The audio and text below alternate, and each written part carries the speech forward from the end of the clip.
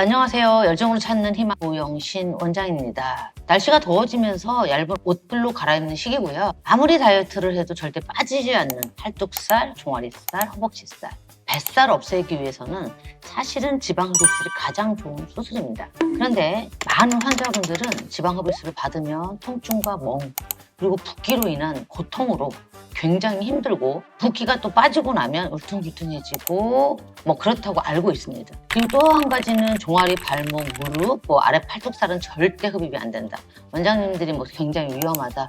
이렇게 말씀하시기 때문에 불가능하다고 알고 계십니다. 그리고 빼고 나면 또 살이 처지니까 배가 처진다든가 이런 것 때문에 고민하시는 분들이 많습니다. 그래서 오늘 유튜브 영상은 지방흡입 수술 후 통증과 멍, 붓기가 거의 없이 울퉁불퉁한 부작용도 없으며 처진 살이 없이 리프팅을 통해서 아름다운 라인을 만드는 병원을 찾는 꿀팁에 대해서 제가 말씀드리겠습니다.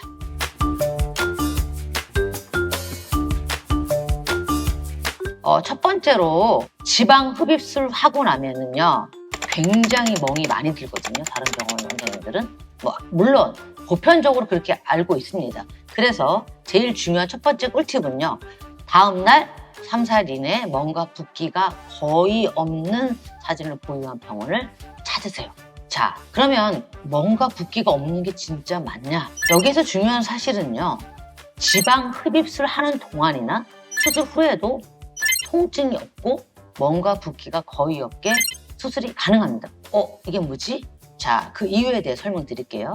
지방 흡입술을 할 때 제일 중요한 거는요, 툰메센트 용액이 있습니다. 우리가 이제 국소 마취 용액인데 생리식염수에다가 마취 용액, 거기다가 혈관 수축제를 집어넣어서 주입을 하게 되면 지방층은 모사혈관도 없고 노란 지방층으로만 남게 됩니다. 이때 캐뉼라가 지방 흡입을 할 때 지방층에서만 움직인다면 당연히 통증도 없고 수술 후에 멍과 붓기도 없게 지방 흡입이 가능합니다. 그런데 지방 흡입술이라는 게 굉장히 어려운 수술입니다. 왜냐하면 우리가 흔히 하는 수술은요, 오픈 서저리입니다. 보고 합니다. 그래서 열고 다 봐요. 쌍꺼풀 하든 코를 하든.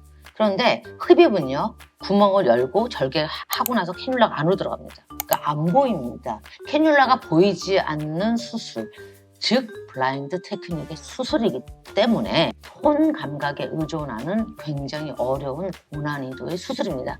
따라서 손 감각이 뛰어난 의사를 만난다면 수술 후나 수술 시나 수술하고 나서 통증이 당연히 없어야 되고, 그리고 당연히 혈관이나 신경을 건드리지 않기 때문에 멍과 붓기가 거의 없이 가능합니다. 만약에 수술 시에 근막, 특히 여기 근막에 혈관이 굉장히 많거든요. 여기를 건드리면 여기서 혈관이 터집니다.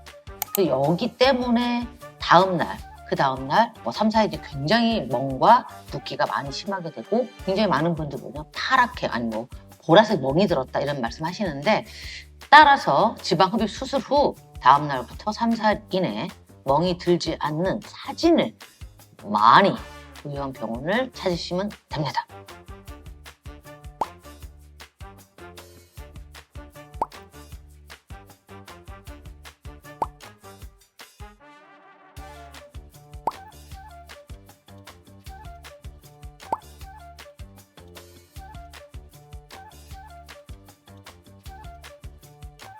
자, 두 번째는요, 수술 후 사진을 자세히 들여다보고 수술한 흔적이 거의 없는 병원을 찾으시면 됩니다.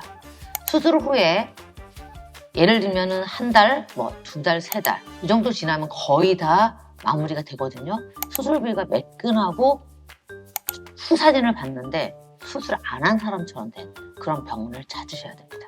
지방 흡입 수술 후에 울퉁불퉁해지는 부작용이 생기는 원인은 근막을 싸고 있는 이 근육 위에 있는 이 혈관과 신경을 많이 건드리게 되면 거기서 통증과 멍, 부종도 심하지만 회복이 된 후에는 근막 주변에 딱딱한 흉살이 생기게 됩니다. 그래서 딱딱해지고 거의 지방을 많이 안 남겨놓고 뽑거나, 그럼 완전히 유착이 되거나, 유착이 되지 않더라도 사진상으로 봤을 때 울퉁불퉁해 보이거나 딱딱해 보이는 사진이 보입니다. 그래서 당연히 그런 부작용이 생길 수 있죠. 그래서 병원을 선택할 때는 전후 사진, 후 사진을 봤을 때 매끈하고 전혀 수술한 흔적이 없는 그런 병원을 찾는 것이 가장 중요합니다.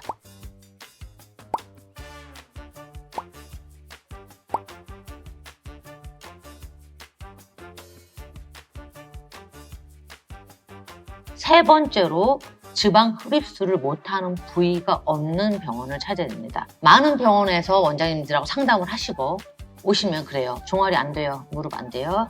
팔 안 돼요. 뭐 발목도 안 돼요. 이런 얘기 많이 합니다. 따라서 종아리, 무릎, 팔 앞라인, 종아리, 발목, 심지어 손등, 손목까지 뽑을 수 있는 병원에 가셔야만 됩니다. 자, 지방 흡입술은 앞에 말씀드린 바와 같이 손감각에 의존하는 수술입니다. 손감각이 뛰어나다면 지방층이 있는 부위를 정확하게 찾아낼 수 있습니다. 그 부위에서 지방을 뽑아내면 어떤 부위도 흡입이 가능합니다. 심지어 손등까지도 가능하고요. 손목도 가능하고 발목은 당연히 가능합니다. 그래서 지방 흡입술을 오래 하고 20년 이상 한 병원 원장님도 종아리 흡입, 무릎 흡입하는 병원이 거의 없습니다. 종아리의 경우에는 피하 지방층이 얇아서 지방 흡입술이 가장 어려운 부위로 알려져 있습니다. 그만큼 손감각이 뛰어난 의사를 만나면 무릎 라인, 종아리, 발목까지 흡입이 가능하다고 할 수 있습니다.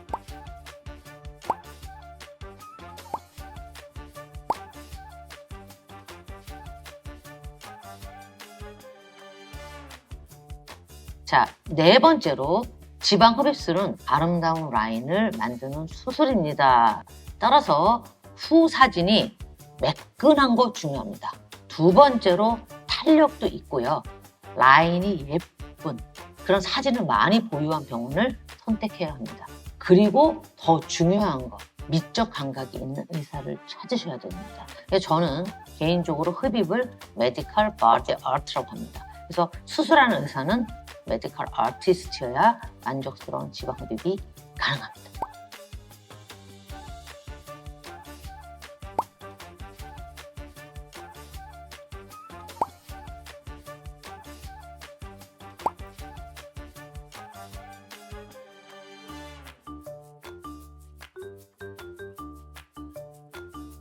다섯 번째로 지방 흡입과 동시에 리프팅이 가능한 병원을 가야만 흡입 수술로 처지지 않습니다.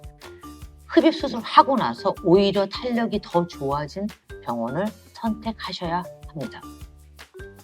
지방 흡입을 하고 나면은 피부가 일단 남습니다. 그러니까 예를 들면 배가 많이 나왔어요. 이런 부분 지방 흡입을 하면 피부가 일단 탄력이 떨어지겠죠. 그래서 이 상태로 흡입이 끝난다면 당연히 처진 바디가 되겠죠. 그래서 지방 흡입술을 하고 나면 리프팅 시술을 바로 하지 않는다면 처지겠죠. 그래서 따라서 수술 직후부터 탄력 있는 바디라인을 만들 수 있어야 합니다. 많은 분들이 잘 모르시는 분들인데요. 아큐스컬프 레이저를 지방을 녹이는 기능이 있는 레이저로 알고 있습니다. 그러나 피부 진피에 직접 조사를 하게 되면 피부가 줄어듭니다. 그래서 보통 저희가 30% 정도의 체표 면적을 줄일 수 있습니다. 근데 이 레이저는요, 시술 시 피부에 구멍을 뚫고 들어가서 안쪽으로 들어가는 시술이기 때문에 역시 블라인드 테크닉의 수술 레이저입니다. 그래서 이 또한 당연히 손감각이 뛰어난 의사한테 받으셔야만 정확하게 진피의 레이저를 조사하여 피부의 타이트닝을 만들 수 있습니다.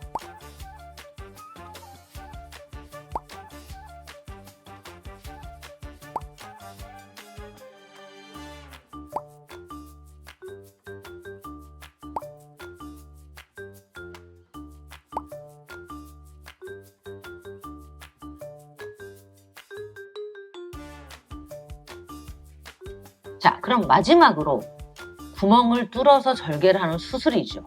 물론 흡입 흉터가 적습니다. 4에서 5mm 정도의 절개 흉터를 하지만 그 흉터까지 없앨 수 있는 병원을 가야만 완벽한 수술을 받을 수 있습니다. 예를 들면은 절개를 했잖아요. 라인 되게 예쁘게 나왔어요.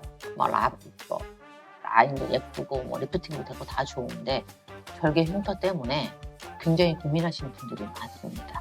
그래서 지방 흡입 수술하고 나서 2개월 이후부터 레이저를 통해서 흉터까지 없앤다면 완벽하게 이 여성이 원하는 시크릿한 바디라인을 만들 수 있습니다.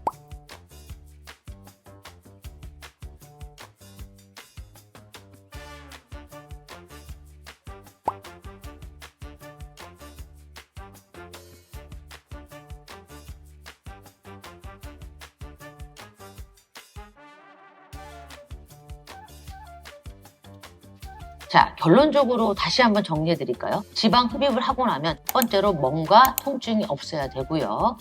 당연히 수술 직후부터 멍과 붓기가 없는 사진이 많아야 되고요. 그 다음에 내가 원하는 부위, 손목, 발목, 손등 뭐 이런 어떤 부위도 흡입이 가능해 하고, 그 다음에 아름다운 바디라인을 만드는 미적 감각이 있어야 되고, 수술 직후부터 처지지 않고 리프팅이 가능해야만 됩니다. 그리고 마지막으로 흉터까지 없앨 수 있는 병원에 가야만 만족스러운 지방 흡입을 받을 수 있습니다. 자, 지금 한창 더워지는 여름이에요. 아무리 다이어트를 해도 빠지지 않는 부위에 제대로 된 지방 흡입술, 정말 제대로 된 병원을 찾아서 수술을 하신다면 다른 사람들이 모르게 아름다운 라인을 만들 수 있습니다. 여름 동안에 아름다운 몸매 받으시고 만드시고 활기찬 내일을 준비해 보십시오. 이만 안녕. 다음에 봬요. 안녕.